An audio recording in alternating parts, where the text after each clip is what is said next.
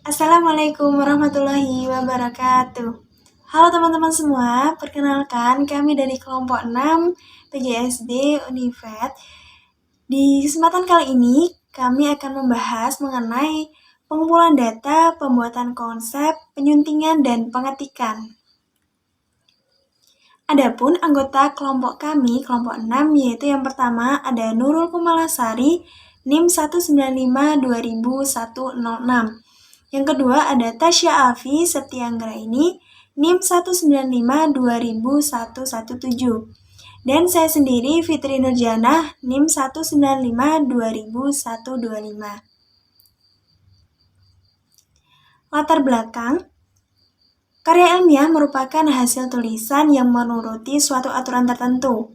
Aturan tersebut biasanya merupakan suatu persyaratan tata tulis yang telah dibakukan oleh masyarakat akademik. Dalam membuat karya tulis ilmiah, terdapat teknik-teknik di dalamnya seperti mengumpulkan data, pengonsepan atau pengorganisasian, penyuntingan, dan pengetikan. Metode pengumpulan data ialah teknik atau cara-cara yang dapat digunakan oleh peneliti untuk pengumpulan data.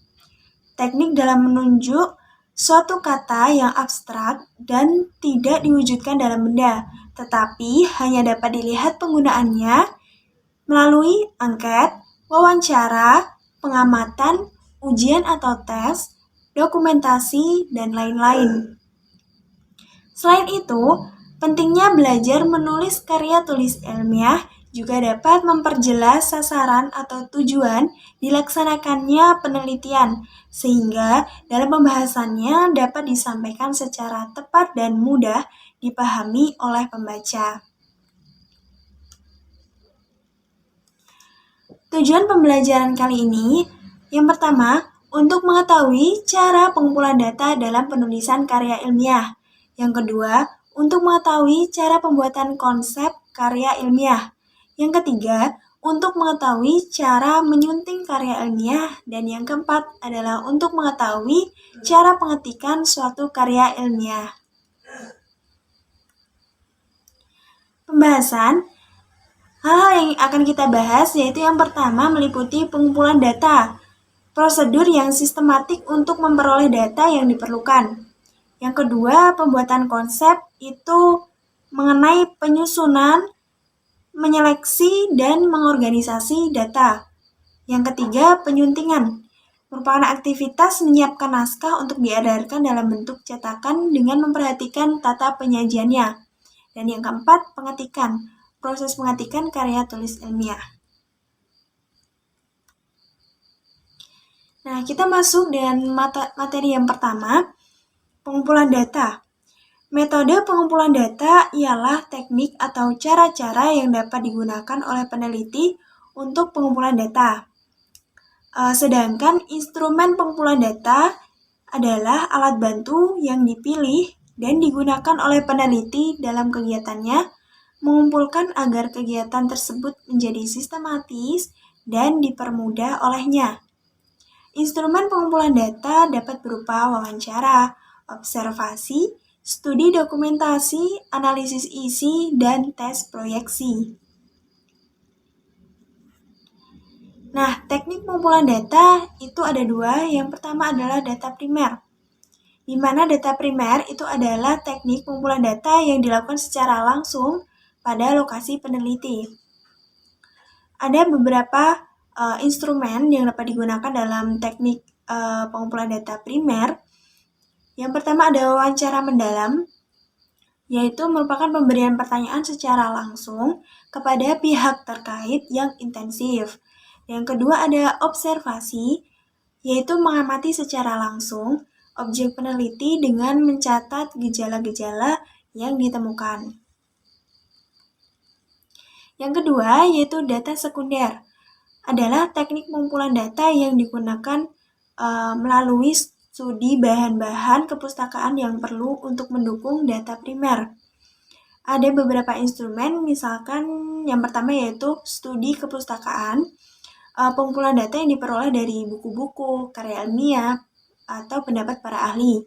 Dan yang kedua, studi dokumentasi, yaitu pengumpulan data yang diperoleh dengan menggunakan catatan-catatan tertulis yang ada di lokasi peneliti.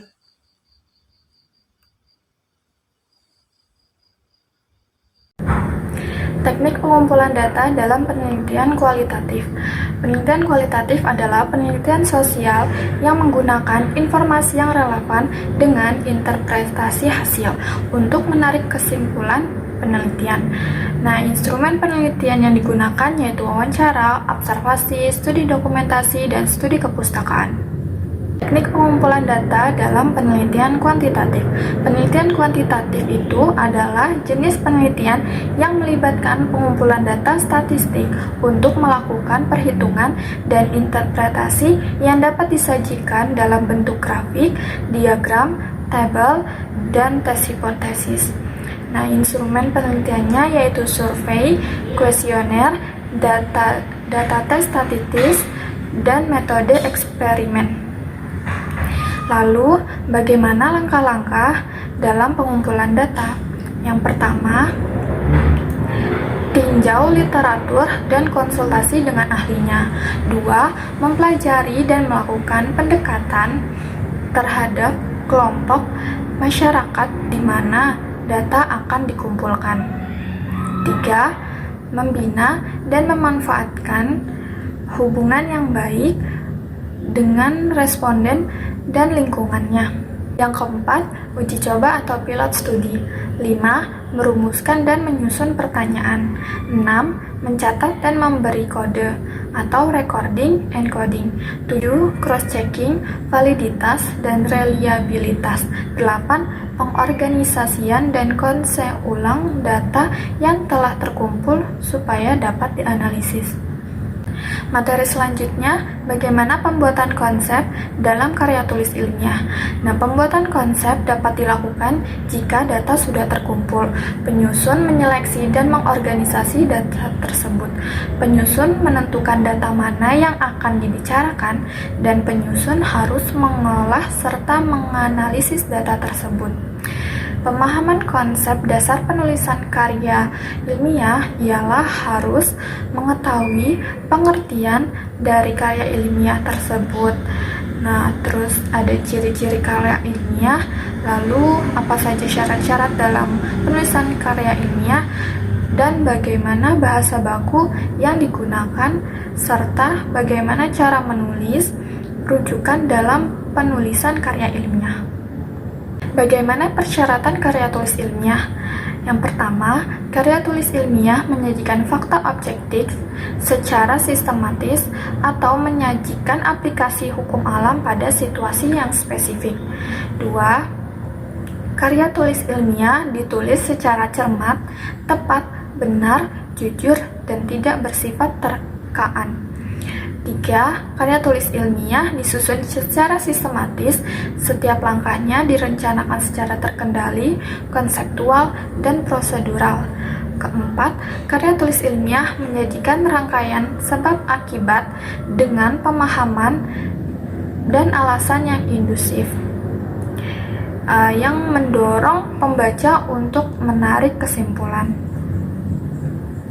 5. Karya tulis ilmiah mengandung pandangan yang disertai dukungan dan pembuktian berdasarkan suatu hipotesis. 6. Karya tulis ilmiah hanya mengandung kebenaran yang faktual, sehingga tidak akan memancing pertanyaan yang bernada keraguan. Materi selanjutnya yaitu penyuntingan. Penyuntingan secara umum adalah aktivitas menyiapkan naskah dan sebagainya untuk diedarkan dan diterbitkan dalam bentuk cetakan dengan memperhatikan tata penyajiannya.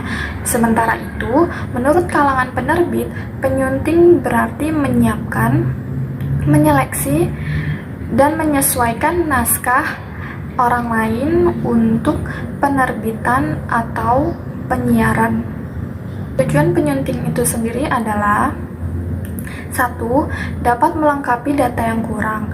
2. Membuang dan mengedit data yang tidak relevan atau tidak cocok dengan bahasan. 3. Mengedit setiap kata-kata yang berulang. 4. Mengedit setiap bahasa untuk mengurangi bahasa yang kurang efektif. Selanjutnya, bagaimana eksistensi profesional penyuntingan? Yang pertama, harus memahami prinsip tata permainan bahasa-bahasa yang bahwa dalam kehidupan sehari-hari terdapat bermacam-macam penggunaan bahasa. Memahami teknik penulisan sesuai dengan laras tulisan dan sekaligus memahami tata permainan bahasa dalam bahasa tulis. Yang ketiga, memahami pertalian erat antara dunia penulisan dan dunia marketing. 4. Memahami kecenderungan yang berlangsung dan berkembang secara terus-menerus dalam masyarakat. Kemudian tahap pengetikan. Melalui proses pengetikan, karya tulis ilmiah memiliki tampilan yang lebih rapi, cantik, dan teratur. Untuk memperoleh karakteristik tersebut, umumnya penulisan karya ilmiah itu diketik dengan syarat-syarat yang baku, seperti ukuran kertas yang digunakan, yaitu kuarto A atau A4, dan batas tepi atas dan kiri 4 cm, tepi bawah dan kanan 3 cm, tepi paragraf dimulai pada karakter ketiga, dimulai pada ketikan ke-6 1,25 cm. Yang ketiga, jenis dan ukuran huruf. Jenis huruf menggunakan tipe Times New Roman dan ukuran huruf 12 pt. Huruf miring italik atau istilah bahasa asing, dan huruf tebal bold untuk judul, subbab dan subbab, penekanan dan pembedaan, dan lain-lain. Syarat-syarat pengetikan tidak hanya itu. Kemudian yang keempat, bilangan dan satuan. A. Bilangan diketik dengan angka kecuali pada pemulaan kalimat. Yang B. Bilangan desimal ditandai dengan koma, bukan dengan titik. Yang C. Satuan dinyatakan dengan singkatan resminya tanpa titik di belakangnya. Misal 10 kg, 70 cm, dan yang lainnya. Dan yang terakhir, yang D, pecahan yang berdiri sendiri dengan angka, sedangkan pecahan yang bergabung dengan bilangan bulat harus ditulis dengan huruf atau dieja. Contoh 3, 2/3. Nah, itu ditulis dengan ejaan. Yang kelima, penomoran halaman. A. Pada bagian awal judul, kemudian persetujuan, pengesahan, pernyataan orisinalitas, mutu, persembahan, persetujuan, publikasi, karya ilmiah, abstrak, kata pengantar, daftar isi, daftar tabel, daftar gambar, dari daftar lampiran. Kemudian diberi nomor halaman dengan angka Romawi kecil dan ditempatkan di tengah, simetris di bagian bawah. Khususnya halaman judul dengan tanda halaman tidak diberi nomor tetapi dihitung.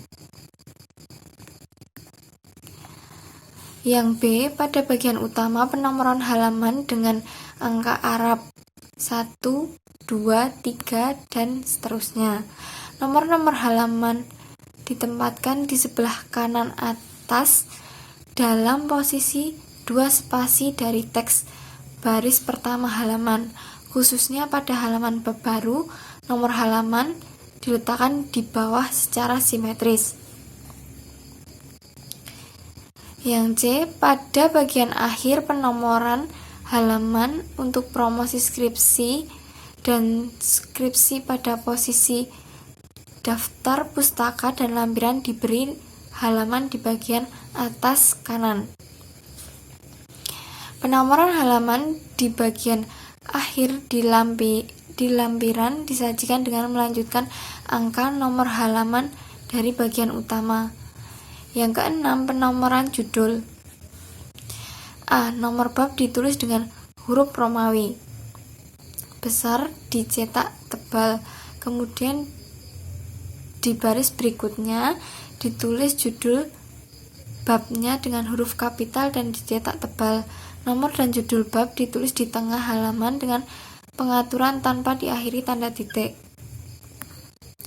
Yang B. Nomor subbab diketik sejajar dengan batas tepi atau margin sebelah kiri ditulis dengan huruf urutan abjad huruf kapital yakni A, B, C, dan seterusnya. Nomor subbab diketik mulai yang C, yang C. Nomor subbab diketik mulai dari batas tepi kiri dicetak tebal ditulis dengan angka 1, 2, 3, dan seterusnya. Kalimat pertama sesudah judul subbab dimulai dengan alinea baru. D. Penomoran judul subjudul anak subjudul menggunakan tipe angka huruf dan secara berurutan ke bawah. Baik teman-teman semua, dari pemaparan materi yang telah disampaikan di atas, dapat disimpulkan bahwa konsep karya ilmiah haruslah berkaitan dengan hasil pengumpulan data yang sesuai fakta dan objektif yang disusun secara sistematis. Pemahaman konsep penulisan karya ilmiah juga harus dipahami penyusun agar dapat sesuai dengan aturan yang berlaku. Karya tulis ilmiah yang baik adalah jika isi tulisan tersebut mengena para pembaca, oleh karenanya harus ditunjang dengan isi yang berbobot serta memiliki tampilan yang rapih, mudah terbaca, dan teratur. Sekian penjelasan dari kelompok kami mengenai pengumpulan data, pengonsepan, penyuntingan, serta pengetikan dalam karya ilmiah. Terima kasih. Apabila ada salah, mohon dimaafkan. Sekian dari kelompok kami. Wassalamualaikum warahmatullahi wabarakatuh. Dadah, sampai jumpa di lain kesempatan.